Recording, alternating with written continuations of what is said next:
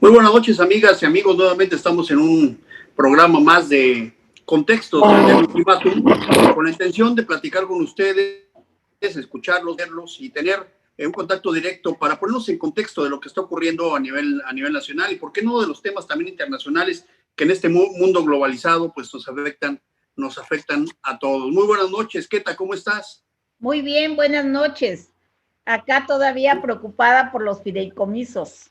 Ahorita vamos a hablar de eso, Keta. Muy buenas noches, Ricardo del Muro. Muy buenas noches, gusto saludarlos. Gusto saludarte. Y muy buenas noches, Juan Carlos Calimayor, ¿cómo estás? ¿Cómo están? Buenas noches. Veo como desde ayer te veo así como muy desilusionado, Juan Carlos. Ahorita nos vas a decir por qué.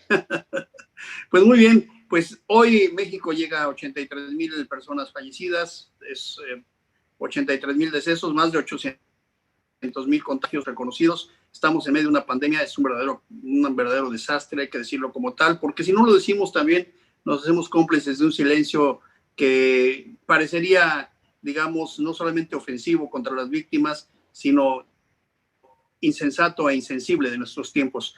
A todos los que han perdido un ser querido o que en este momento están viviendo la tragedia de tener una persona, un compañero, un amigo o un familiar enfermo, les enviamos un abrazo solidario y de verdad, nuestro de mayor esperanza. Bendiciones, Dios quiera que se recuperen pronto.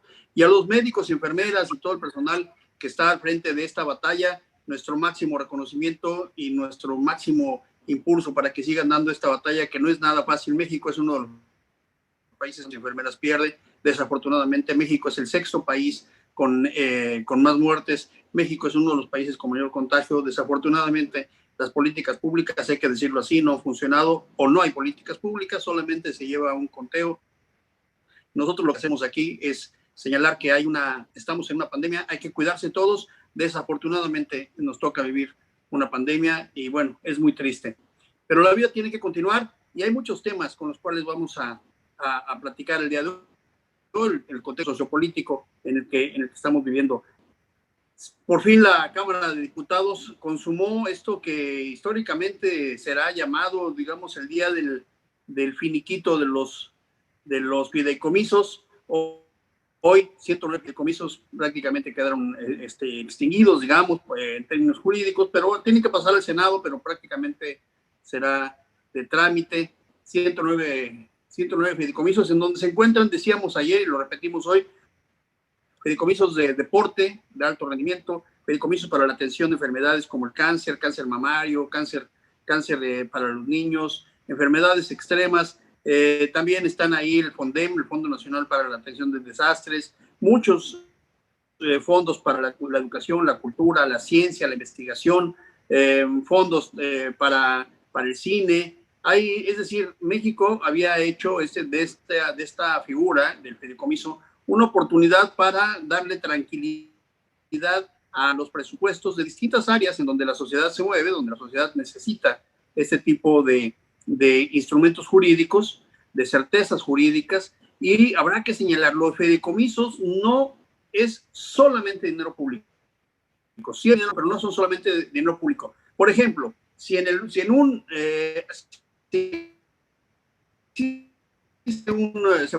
desastre como un temblor, nos piden o le piden a la población o nos piden a todos que haya donaciones. Hay donaciones de mucha gente, incluso donaciones internacionales. Todas esas se van a un fideicomiso. Nos piden a veces, o hay, digamos, donaciones a fondos para la educación, para becas, para investigación. Pues esos son los fideicomisos. Y ese dinero hoy está siendo redireccionado, está siendo, digamos, concentrado. Y dicen que, bueno, pues es para combatir la corrupción, para combatir los aviadores. ¿Qué piensas, Juan Carlos? ¿Te toca abrir? Ayer cerraste, hoy te toca abrir. ¿Qué piensas de este tema? Bueno, a mí no solamente me preocupa el tema de que los desaparezcan, porque pues ya el tiempo se verán las consecuencias. No creo yo que puedan desaparecer de la noche a la mañana porque hay compromisos adquiridos. Hay becas que se están pagando de alumnos que están estudiando posgrados. Hay, como dices tú, compromisos firmados con instancias internacionales, el PNUD,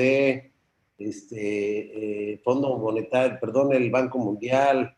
O sea, hay derivado de los fideicomisos, hay contratos, se pueden llamar contratos o convenios que tienen obligatoriedad. Entonces no va a ser tan fácil desmantelarlos, o sea, van a encontrar algunas complicaciones.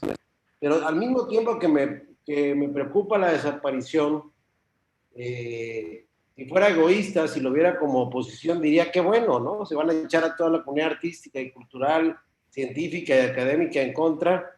Yo antes, cuando veía estas cosas, le diga, sigan así, van requete bien para que la gente que, como Diego Luna y Gael García y Joaquín Cosío y un montón de artistas, pues pensaron que les iba mejor y le iba a ir mejor con la cultura del país, con este gobierno de izquierda que se expone progresista, pero pues no puedo ser egoísta, tengo que lamentar que esté sucediendo esto. Por otro lado, el problema no es ese, el problema es que se están acabando el dinero del país.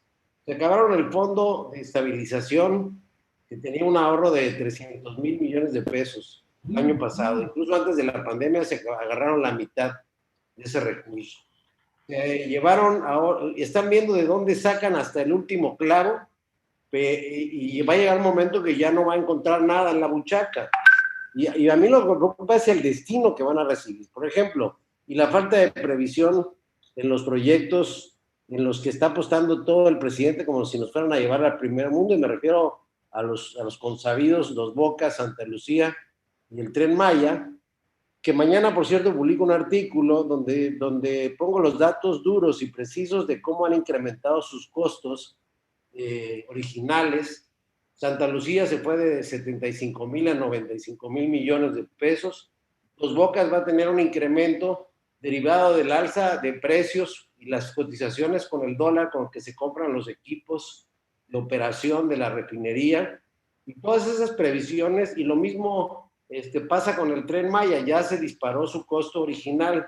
Entonces, estamos hablando de más de 650 mil millones de pesos que se van a gastar en estas tres cosas, cuando solo hubo 50 mil millones de pesos con créditos sin B de vuelta de 25 mil pesos a padrones del bienestar antes de la pandemia, y se está dejando a su suerte a la clase media. Un error estratégico electoral de Morena, porque mucha gente de clase media, como el maestro Ricardo, por ejemplo, si nos asumimos todos los que aquí estamos como clase media,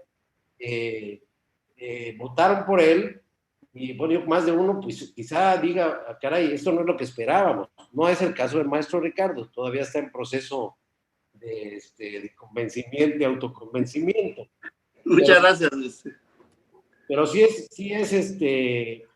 es preocupante el destino. Es decir, ¿a dónde están invirtiendo todo el dinero? A las elecciones y a los proyectos del presidente. Me parece que si hubiera estado al lado del presidente, le hubiera dicho, presidente, mete un programa de rescate para mantener a las pymes, que son 5 millones, que generan el 75% de los empleos del país, que son los que pagan impuestos, y se va a echar a la bolsa a la clase media. Y también, pues, que se actuara y se persiga la corrupción sin necesidad de andar haciendo consultas. Simplemente si hay elementos que se... Muy bien. Juan Carlos, Ricardo, dirían en la Cámara de Diputados por alusiones personales. No, pues yo creo que es aquí como en todo, ayer no tenían todos los datos yo a la mano, pues son visiones sesgadas.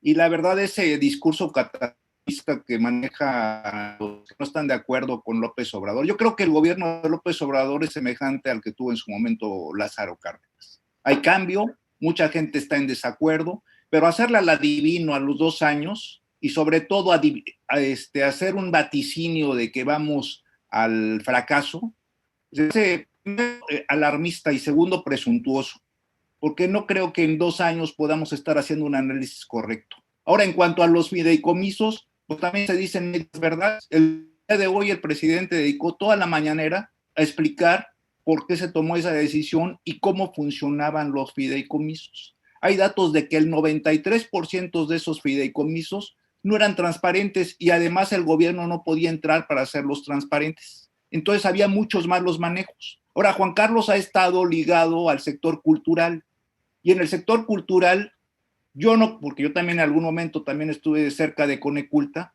buena parte del dinero que se va a determinados proyectos es por presiones gubernamentales, porque al gobernador le cae bien, o al secretario de gobierno, o a fulanito de tal le cae bien determinado artista, aunque ese artista son artistas sexenales, pasando el sexenio todo el mundo se olvida de ellos, son mafias, grupitos, ¿no?, que tienen un cierto poder político y presionan al gobierno porque si no le empiezan a hacer grilla desde el punto de vista crítico, y entonces ahí se van esos apoyos. O sea, de ninguna manera podemos decir, si algo tenían los fideicomisos es que no era un manejo transparente, y hay datos sobre eso. Y un ejemplo parecido, y además el gobierno estaba imposibilitado a intervenirlos y hacerlos que fueran transparentes, porque por ley tenían el derecho de manejar a discrecionalidad y sin que interviniera ninguna entidad de auditoría. Entonces yo creo que lo que se está haciendo pues es correcto. Si no se hubieran pasado, imagínense, por cada fideicomiso eran quién sabe cuántos amparos y quién sabe cuántos años iba a pasar para que el gobierno pudiera auditar a un fideicomiso. Y por otro lado, pues estaba el ejemplo de Fobaproa, cuánto tiempo hubo para poderlo meter, o hasta la fecha sus recursos y cómo se manejó el dinero es bastante riesgoso. Ahora, el presidente ha estado claro en un sentido: la gente que era beneficiaria de los recursos va a seguir siendo beneficiaria. Tal vez sí podemos decir de que el gobierno está centralizando a través de la Secretaría de Hacienda esos recursos. Pues sí, pero yo no podría asegurar que el hecho de que cambien de las manos del sector privado al sector público pudiera ser, o que permanezcan en manos del sector privado, pueda ser una garantía de honestidad. O sea, la verdad es que eran bastantes recursos que no había control sobre ellos, y era una figura que, como lo ha dicho el presidente también, se manejaba al mejor postor y de la mejor manera. Existían las condiciones legales para hacerlo. Entonces, yo creo que la decisión fue correcta. El presidente también se comprometió la próxima semana a dar un análisis concreto sobre esto, y sobre todo pues hay un compromiso para garantizar que el recurso siga llegando a la gente que lo necesita. Ricardo, bueno, respetable la posición tuya, la de Juan Carlos, por supuesto, pero solamente a mí me parece que aquí saltan algunas dudas. Te quisiera hacer algunas preguntas, a ver qué opinas. Mira, primero, en contexto, algunos fideicomisos han sido muy exitosos en México, muchos, muy exitosos, algunos. Por ejemplo, yo recuerdo uno, lo estudié en algún tiempo por un tema de urbanismo. Cancún, por ejemplo, se desarrolló por un fideicomiso. Es decir, eso permitió que la iniciativa privada, grupos sociales, el propio poder público, o sea, el dinero público, creara un fondo específico para desarrollar Cancún, que hoy es uno de los desarrollos turísticos más importantes, no de México, del mundo. Es decir, la figura de fideicomiso yo lo defendería desde la perspectiva jurídica, tiene una importancia, tiene una validez, y sí son auditables, sí, Ricardo. O sea, los fideicomisos son auditables, por supuesto. Es más, tan son auditables que varios fideicomisos en este momento están atravesando auditorías. El argumento del presidente respecto a que había, en algunos, no sé en cuáles, haya corrupción, me parece muy válido, muy acertado. Pero yo creo que lo que aquí, digamos, carece el planteamiento son de dos cosas que ya planteaba Ricardo. Juan Carlos, no se sabe para qué se ocuparía el dinero, el primero, y tampoco qué sustituiría o cómo se haría el manejo para la atención de temas que son tan importantes que están en fideicomisos. ¿Qué opinas tú? O sea, si hay concreto, bueno, aquí lo dijo el presidente. Hay un caso, por ejemplo, en el caso de Cancún, pues sí, efectivamente, o sea, la iniciativa privada siempre es muy dadivosa, siempre cuando la dádiva le favorezca a su bolsillo, ¿no? Los empresarios en México en su gran mayoría, nunca se han caracterizado por tener un corazón demasiado generoso, o sea, en general. Pero en todos lados, ¿no? La inversión privada es para tener recursos. Entonces, en ese sentido, pues sí, ok, Cancún fue un éxito, pero también fue un éxito para los bolsillos de los políticos y de los empresarios que estuvieron metidos en Cancún. O sea, qué bueno que ahora sí que fue un negocio redondo. Y tan es así que Cancún es una isla en donde la mayoría de los mexicanos, salvo ahorita por la pandemia, era un islote extranjero en nuestra propia tierra. con un manejo de las playas también bastante cuestionable, porque incluso, pues tú lo sabes, que tuvieron que ir a hacer manifestaciones en las mismas para que la gente pudiera estar enfrente de los hoteles y demás. Pero pues lo que dice el presidente es claro, dice, lo dijo hoy en la mañana, dice: aprovecho para decirle a los beneficiarios de los fondos que estamos viendo que desaparezcan, que ellos no van a dejar de recibir sus beneficios. Por ejemplo, dice, hay un fondo de deportistas de alto rendimiento y ese beneficio lo van a seguir recibiendo los deportistas. Los fondos que tienen que ver con los investigadores, lo que manejaban o se le atribuía al CONACYT porque eran fondos y fideicomisos totalmente autónomos, sin control. Bueno, los investigadores van a seguir recibiendo sus apoyos, los artistas, escritores, intelectuales que recibían sus becas, lo mismo. Ese es el compromiso presidencial. Entonces, pues aquí lo que cortan es la figura del administrador. Ahora sí que lo que hacen es quitar un intermediario que repartía, que en teoría, y bueno, pues están claros de que si se hizo esto, no era porque funcionaban muy bien. Bueno, eso es lo que opino. Pues muy bien, vamos a ver a Queta qué opina. Queta, ¿estás por ahí? Vamos a ver. Creo que hay fondos que aún en manos hay fideicomisos cuyos recursos aún en manos de la Secretaría de Hacienda pueden seguir funcionando, ¿verdad? Por ejemplo, en el caso que sean becas a artistas, becas a escritores, becas a pintores, a científicos. Pero hay otros fondos como el de innovación tecnológica que tenía la Secretaría de Economía, por ejemplo, respondía a convocatorias, respondía a una necesidad de los empresarios, sobre todo de las pymes y de los pequeños empresarios, de las microempresas que necesitaban apoyo para innovación tecnológica. Aquí, ¿cómo va a funcionar esos recursos? Esta es una situación que no es fácil. Vas a llegar tú como microempresario a la Secretaría de Hacienda para decirle: necesito cierta cantidad de dinero para hacer innovaciones tecnológicas en mi empresa. Esto eran como convocatorias y que tú debías presentar proyectos. Por ejemplo, aquí nuestro CONACYT Chiapaneco, el ¿cómo se llama? Cositecho.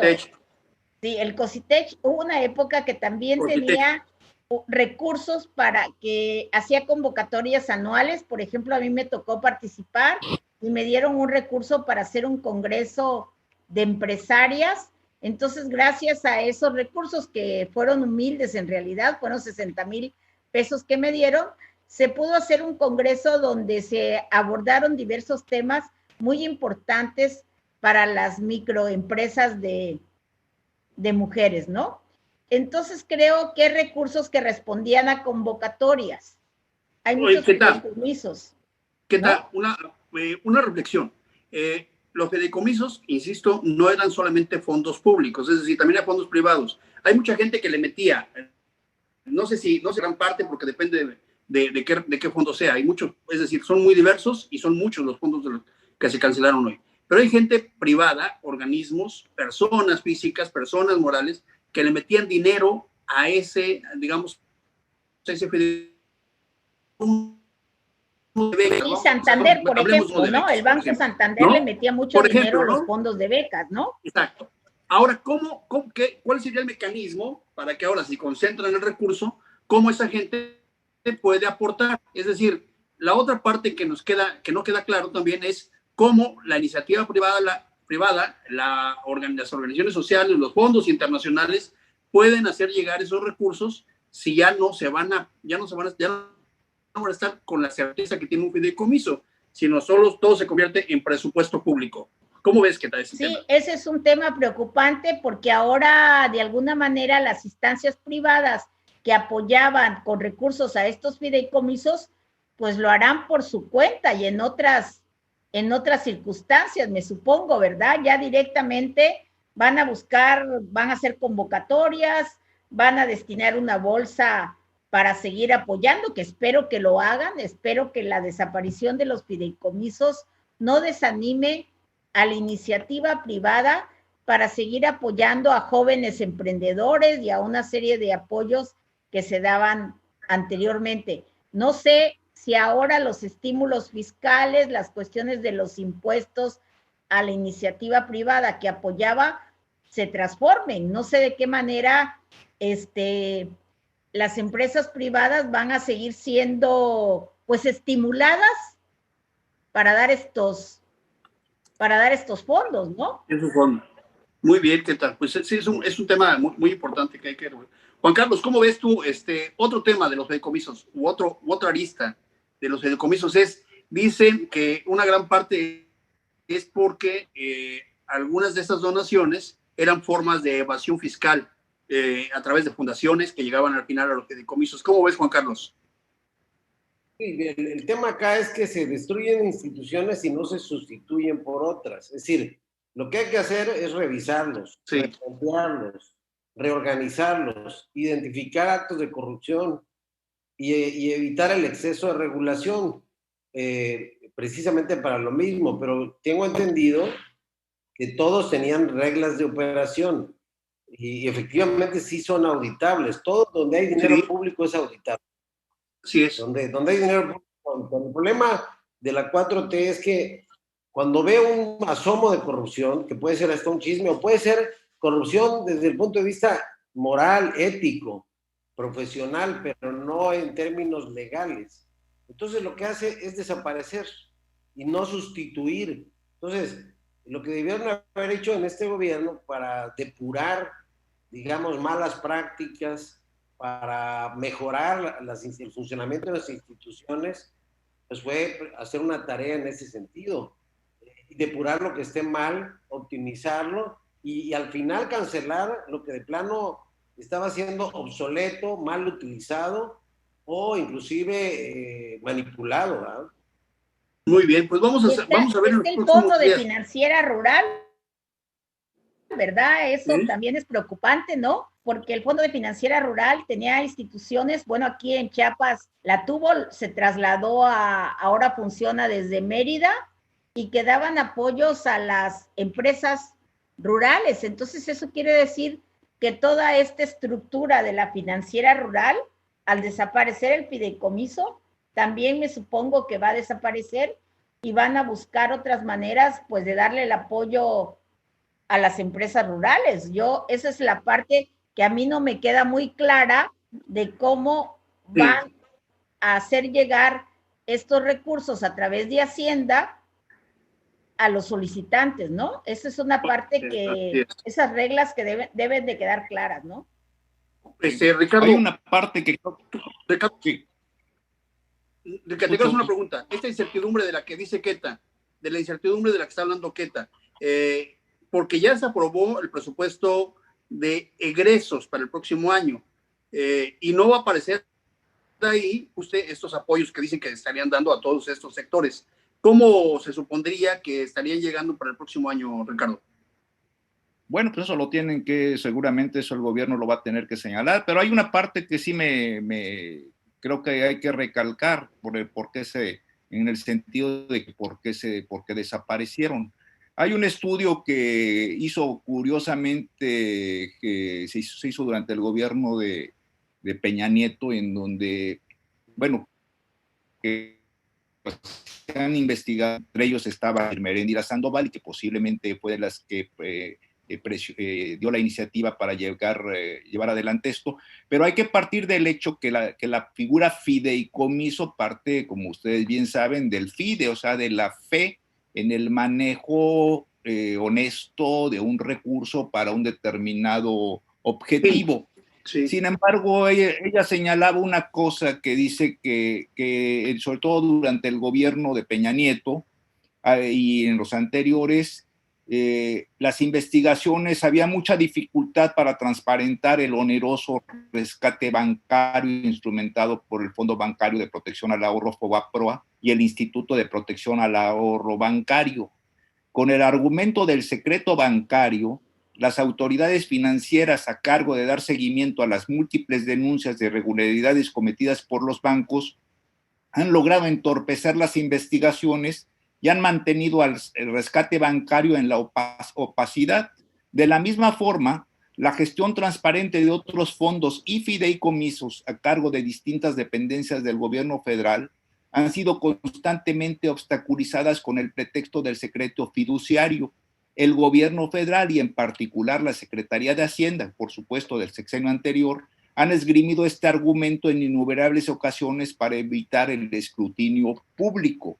Y bueno, o sea, yo en ese sentido lo que sí tengo experiencia es cuando estuve yo en Coneculta, éramos objeto de muchas presiones y te llegaban ahí presuntos intelectuales y presuntos escritores y presuntos pintores y presuntos poetas y presuntos artistas que en realidad lo único que tenían de artistas y de intelectuales y de poetas y demás era la cercanía con el poder público.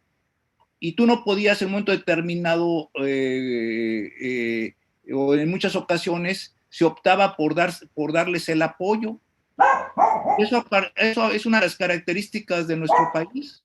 No todo mundo que tiene que tiene derecho a una beca o que tiene derecho a un recurso, primero no todo mundo lo merece, porque no hay transparencia. Segundo, buena parte de los intelectuales y buena parte de los artistas, y eso lo vemos en México, si algo nos caracterizamos, es por artistas exenales. Y si no, ahí está el caso de ¿quién? De Sebastiano y sus esculturas monumentales, que ya después de que pasó el sexenio de López, aquí tenemos una ahí en el Antorcha, una vez que pasó el sexenio de López Portillo y de Patrocinio González Garrido, pues no sabemos si mantener ahí la escultura o mandarla mejor al fierro viejo. Y así, hay escultores aquí en el estado que se han dedicado a sacar monumentos, bustos al por mayor del funcionario en turno. Y son escritores y artistas de sexenio. Y si tú como institución educativa o cultural, el funcionario en turno, les niega el apoyo, ya estuvo que eres un enemigo de la cultura, pero Ricardo, que los estás boicoteando, que censura. Pues es nuestro país. Aquí en los Ricardo, pasaba eso. Ahora, esa actitud, ¿crees que desaparezca con la desaparición de los fideicomisos? Es decir, esta relación entre el poder y el... Las cifras que están manejando es que el 90%, si hubiera sido 1 o 2, yo no diría, pero las cifras que se están manejando es de que son del 93%, es muchísimo, es casi el 100%. Yo no dudo que hay fideicomisos que funcionaron muy bien, igual que hay gente honesta, igual que hay empresarios que aman la cultura y que la apoyan, sí. Desgraciadamente son los menos y a veces pues dicen que por el mal de muchos pagan todos. Aquí las cifras que hay, y no es invención mía, las cifras que se han dado a conocer, es de que el 93% de los fideicomisos que operaban estaban en opacidad. Pues bueno, pero dices tú, o sea, yo no lo estoy defendiendo, estoy diciendo la otra cara de la moneda. Y en base a eso se tomó la decisión. De que el resultado puede ser peor, pues no sabemos, o sea, posiblemente sí, posiblemente no. Yo voy a ser más breve, si me permite, maestro Víctor. Adelante. Porque me tocó encarar precisamente esa cuestión que plantea el maestro Ricardo. Sí, me tocó gente que sentía que tenía todo el derecho a exigir apoyos, y yo lo que hice fue depurar esas prácticas. Les hice saber a jóvenes, porque ahora aparte del influyentismo también había las redes sociales como mecanismo de presión. Entonces sí me tocó lidiar, por ejemplo, con jóvenes artistas que exigían como un derecho el apoyo a la cultura, y lo que terminamos haciendo, por ejemplo, sobraban gentes que recibían invitaciones por email para ir a presentarse a otros países o a llevar su exposición sin que estuviera muy calificada a Europa, porque pues ahora a través de redes sociales es muy fácil sacar que te invite un cuate a una galería que mide 2x4, ¿no? Entonces, sí, en todos los casos, lo que nosotros terminamos haciendo fue cuando concedimos en algún caso, se hicieron convenios de colaboración para que ellos le respondieran a la institución en especie. Es decir, si a un artista se le apoyaba para que fuera a Perú, por ejemplo, me tocó un caso en particular, el equivalente al costo del boleto y el equivalente a sus gastos nos lo reponía con conciertos en los festivales. Es decir, así logramos establecer un trato donde se les promocionaba doblemente, pero tenían una manera de devolver el apoyo a la institución. En materia de publicación, hicimos muy buenas publicaciones, más de 250 títulos, casi uno por semana desde que llegué. Y les voy a ser franco, tuvimos que publicar paja en algunos casos para evitar que se hablara de influyentismo, para dejar que la comunidad de escritores pudiera publicar sus obras como un derecho. No me faltó un diputado que me recomendara imprimirle la obra de los poemas de algún pariente, porque para él eran muy buenos o porque era la ilusión tener un libro. Todos queremos tener un libro, ¿no? Por cierto, todos esos libros hoy están disponibles digitalmente, que fue un acuerdo que también llegamos para que los artistas se difundan aunque se acabe la obra impresa. Creo que es un tema que amerita, pues uno porque ya estuvo en el campo. Uno procura guardar distancia. Juan Carlos, amerita que se siga tratando el tema, pero el tema de los fideicomisos, por supuesto, va a seguir dando de qué hablar. Hay algunos fideicomisos de verdad vale la pena rescatar, algunos que quizá sí, como decía, la opacidad, aunque este es un concepto bastante ambiguo, los mismos fideicomisos no se pueden crear si no tienen reglas de operación. Bueno, hay que ver cómo se manejaron las de operación.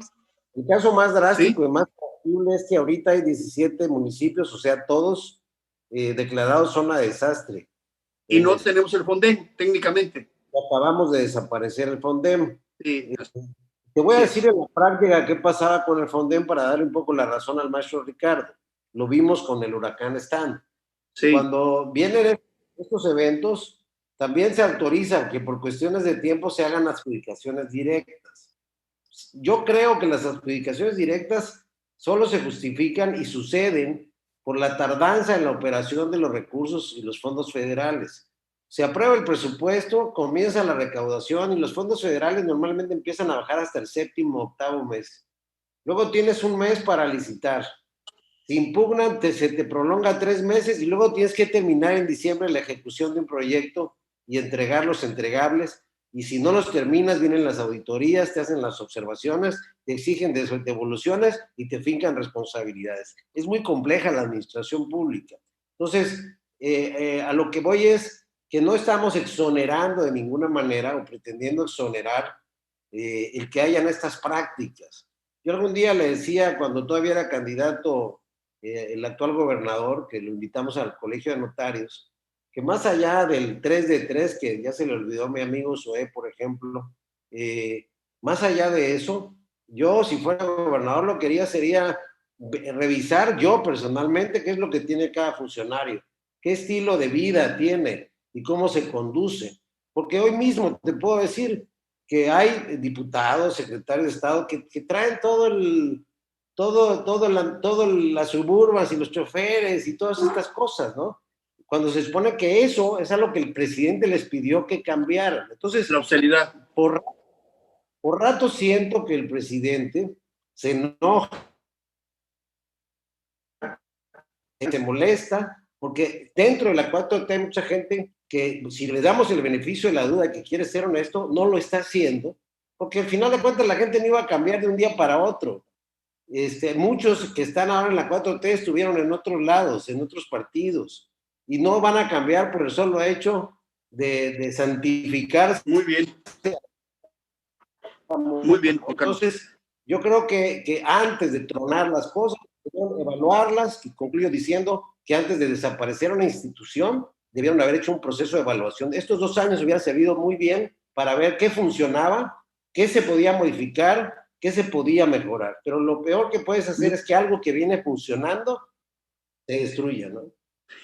Nos quedan 10 minutos y quisiera abordar 2 temas, si ustedes me lo permiten.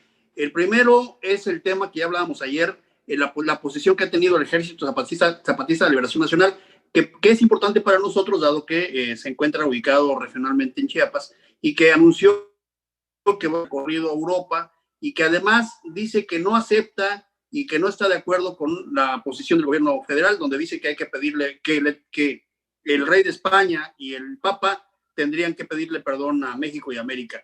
Esa es la primera. La segunda que vamos a atender en los últimos 5 minutos es qué les pareció el debate de Kamala Harris y Mike Pence el día de ayer. Entonces son 2 temas, así es que les pediría que fueran, desde luego vamos a abordar primero el de los indígenas, el del ejército zapatista, y solamente de qué les parece de 1 minuto, 1 minuto y medio. Ricardo, ¿cómo ves esa posición?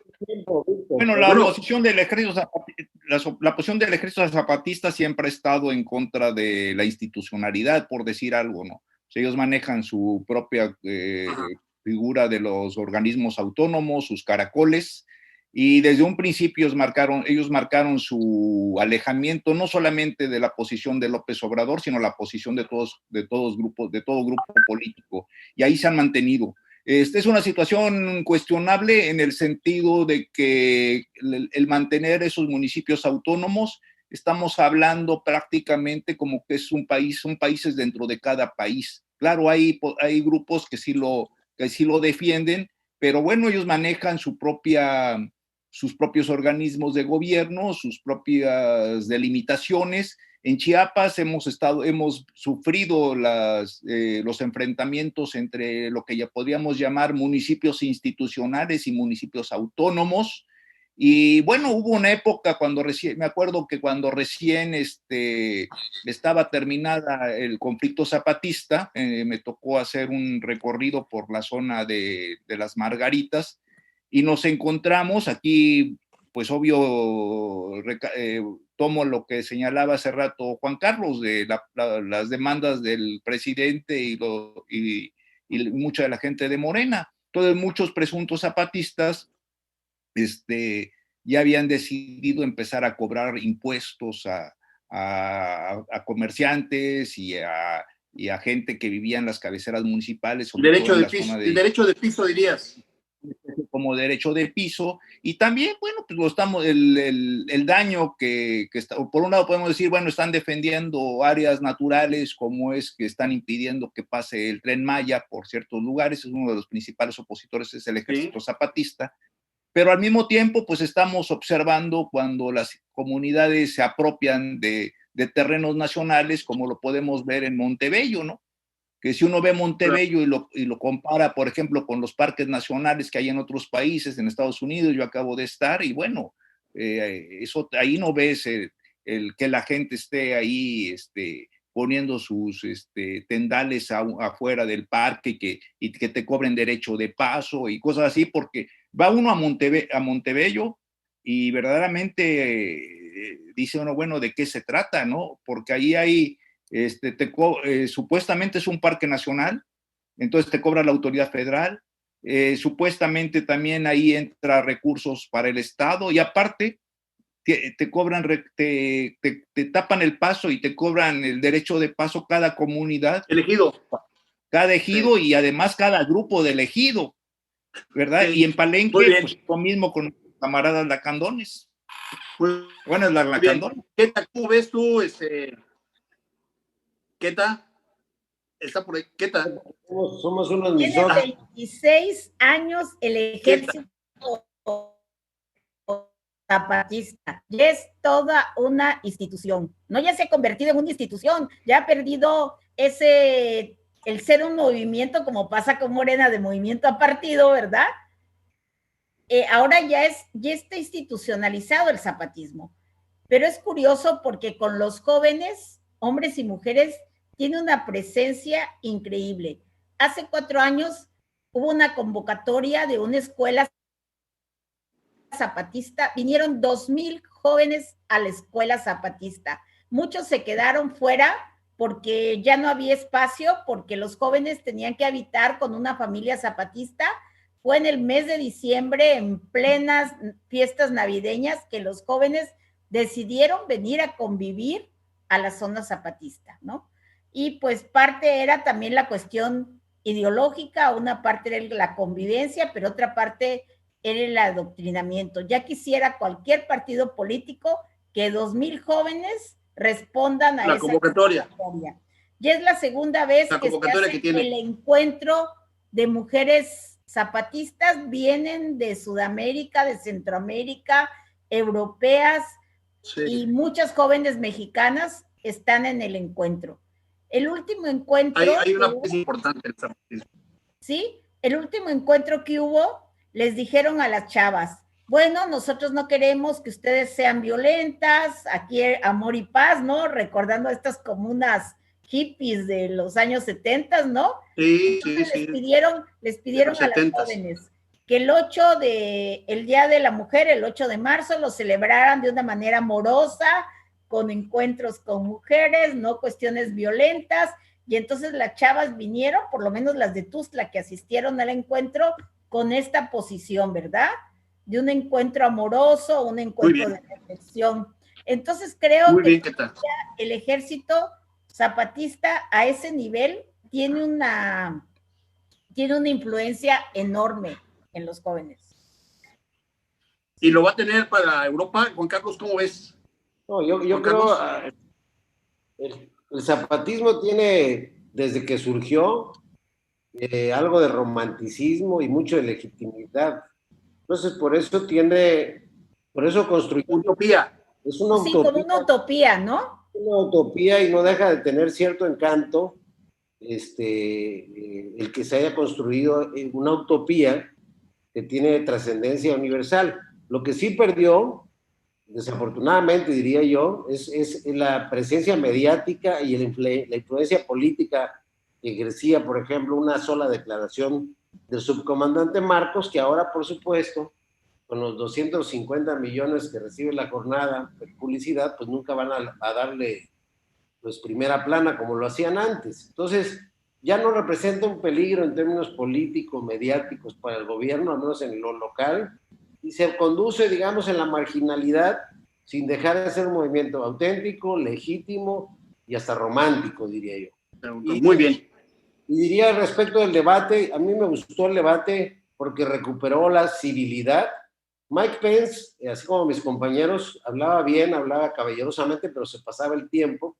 Ese fue su único que yo le criticaba a Mike Pence, que le decían que ya terminara. Yo creo que deben de ponerles un switch a los micrófonos. Se extendía en todas las intervenciones, pero su trato hacia Kamala Harris y el de ella hacia él fue absolutamente civilizado, y fue un debate que a lo mejor no genera tanta pasión, porque a la gente le gusta el pleito, pero a mí me pareció un debate de altura que recompuso esa idea que estropea a Donald Trump con sus... Muy distinto del de Trump contra Biden, ¿verdad? Trump es un disruptor, y al ser un disruptor, él sabía muy bien a lo que iba a no dejar hablar al otro, le soltó todos los trancazos que podía, porque se lanzó con todo, un pugilista, y le dijo de todo, le habló de sus hijos, le dijo que no había sido un buen estudiante, le soltó toda la artillería, porque Trump está desesperado, necesita recuperar, volver a ese espíritu que le dio el voto, que es el voto blanco, el voto de los asimilados al credo americano, que aunque no son blancos, pues ya se sienten norteamericanos, porque tienen varias generaciones independientemente. Juan Carlos, faltan 25 días para la elección en Estados Unidos, y le vamos a decir a todos nuestros compañeros que nos están ahorita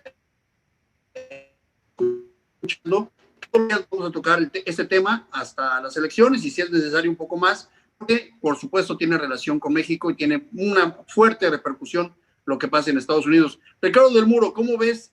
Rápidamente, tenemos 1 minuto y medio, ¿cómo ves el debate de Kamala Harris? Pues también definitivamente lo que sucede es de que finalmente en Estados Unidos la figura del vicepresidente no es tan fuerte como como la del ejecutivo, y salvo casos extremos, que es cuando el presidente fallece o es hospitalizado, o en el caso estadounidense muy común, los asesinatos, es que el vicepresidente entra en funciones. Sin embargo, pues creo que lo mejor, como bien señala Juan Carlos, fue de que vimos un debate más tranquilo, más propuestas, en donde por un lado cada uno de los participantes, Kamala y Pence, defendieron a sus respectivos ejecutivos y esto pues de alguna manera nos garantiza que vamos a poder ver, ahí están programados 2 debates más con el caso de Trump y Biden, y pues que son los que atraen, porque finalmente vemos el debate en buena medida claro, nos interesa el mensaje y las propuestas de cada uno de ellos, pero pues yo creo que desde que se dio ese famoso debate televisivo entre Kennedy y Nixon, pues los que nos gusta este asunto del chisme político, nos fijamos en otro tipo de situaciones sobre cómo se comporta, si es bravucón, cómo va vestido, si por ahí mete la pata, si les sacan trapitos sucios al sol.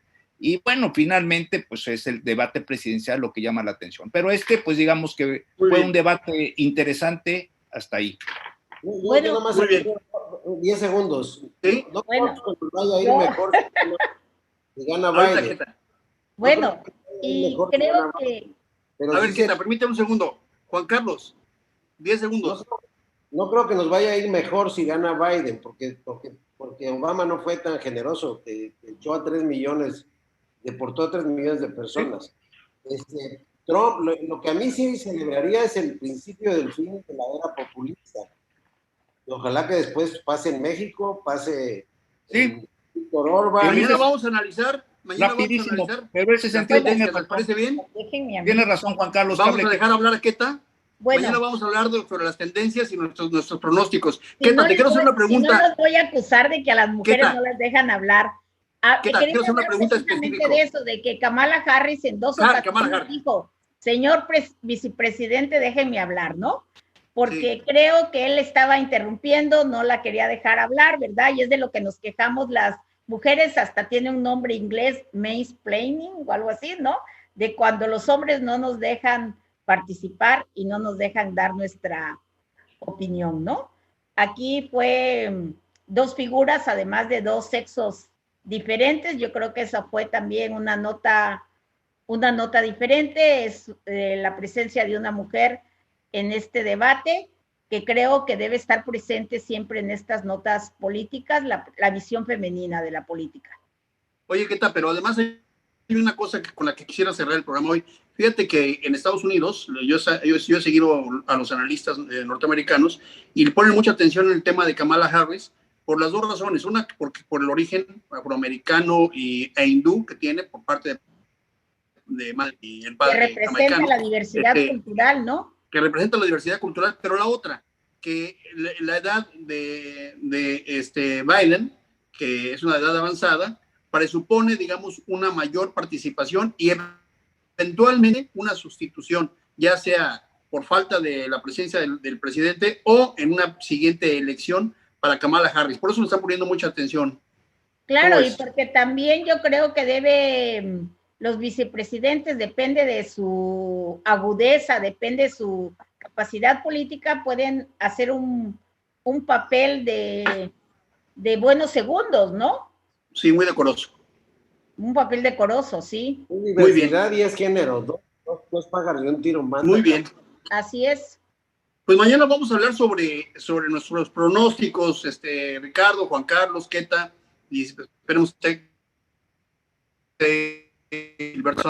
sobre nuestros pronósticos para Estados Unidos, cómo vemos, cómo sensibilizamos la elección y qué nos puede esperar con el triunfo eventual de uno o de otro partido, con sus candidatos para presidente y vicepresidente.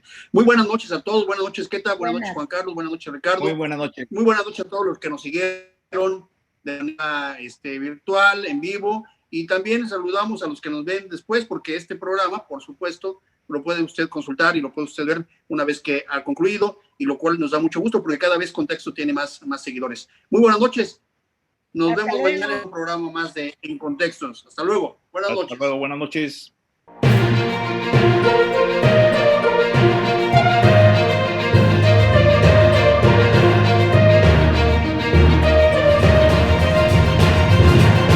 Contextos.